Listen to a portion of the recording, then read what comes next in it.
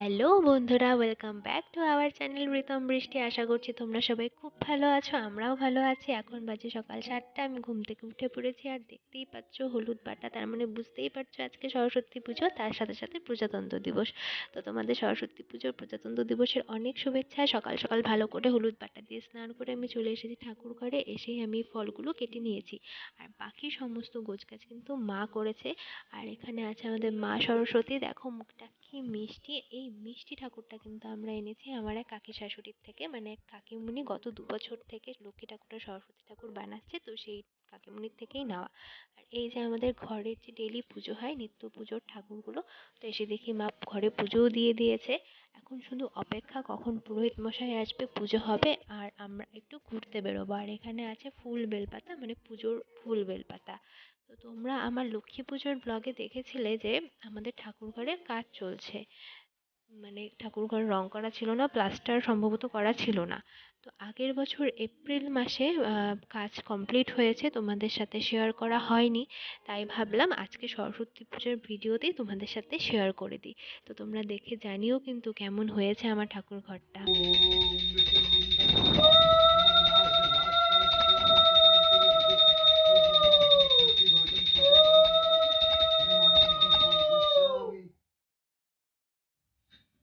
পুজো শেষ হয়ে গেছে, আমরা দুজনে প্রসাদ নিয়ে বসে পড়েছি, কারণ প্রচণ্ড খিদে পেয়েছে। তো আমাদের আজ সরস্বতী পুজোর দিন সকালবেলা খেতে হয় দই চিড়া মুড়ি আর গুড়। তো প্রসাদ টোসাদ খেয়ে আমরা চলে এসেছি সাগর দিঘিতে। আর দেখো দুজনেই সেম কালারের ড্রেস পরেছি, কিন্তু এটা একদম প্ল্যানিং ছিল না। আমার অন্য একটা শাড়ি পরার কথা ছিল, কিন্তু জানি না কেন আমি লাস্টে এই শাড়িটাই পরলাম। তো আমরা চলে এসেছি সাগর দিঘিতে ঘুরতে। আর এই দেখো সাগর দিঘির ভিউটা কি সুন্দর। আমরা সাগর দিঘিতে এসে কিন্তু ফুচকাও খেয়েছি, কিন্তু ফুটেজ নিতে পারিনি, কারণ এত ভিড় ছিল, খাবো না ভিডিও করব বুঝতে পারিনি।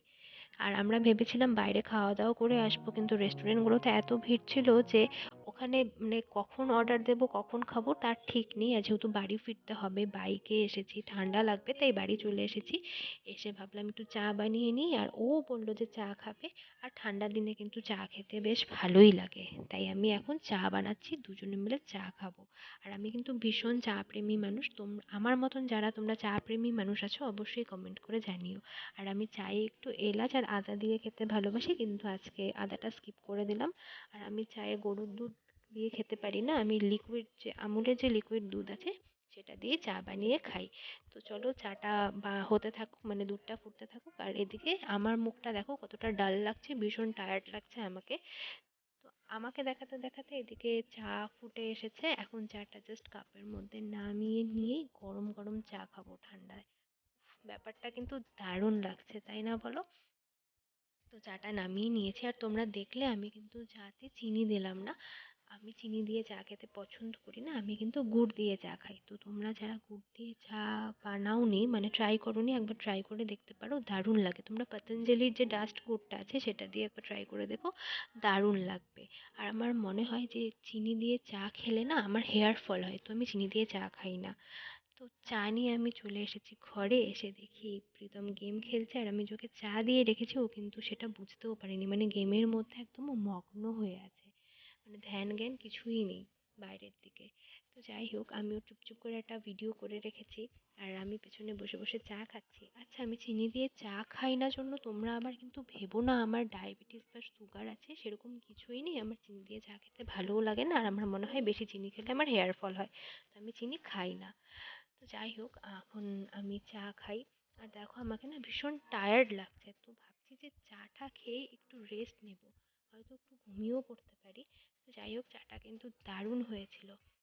তো এখন আমি একটু চা খাই, দেখা হচ্ছে একটু পরে। গুড মর্নিং বন্ধুরা, আজকে হলো 27 তারিখ। কালকে তোমাদের সাথে ব্লগটা এন্ড করা হয়নি, কারণ কালকে শরীরটা আর ভালো লাগছিল না, মাথা ব্যথা তো ছিলই, তারপর চাটাকে দেখলে একটু রেস্ট নিচ্ছিলাম।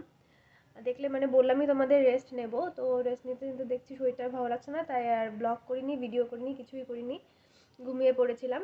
তো সরস্বতী পুজোর ভিডিও ব্লগ এখানেই শেষ করছি। যা প্ল্যান করেছিলাম সেরকম কিছুই হয়নি, আশা করছি সামনের বার সরস্বতী পুজোতে আরও ভালো যাবে। তো দেখা হবে নেক্সট ভিডিওতে, ততদিন সবাই ভালো থেকো, সুস্থ থেকো, আমাদের এভাবেই সাপোর্ট করতে থেকো। দেখা হচ্ছে নেক্সট ভিডিওতে।